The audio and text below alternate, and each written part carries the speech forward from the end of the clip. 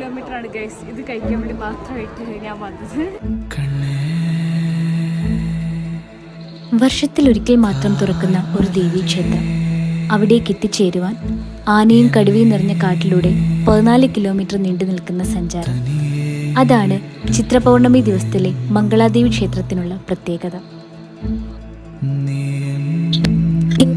തമിഴ്നാടിന്റെ മിഡിൽ സ്ഥിതി ചെയ്യുന്ന ഈ ദേവീക്ഷേത്രത്തിന് ഒരു ഐതിഹ്യം കൂടിയുണ്ട്.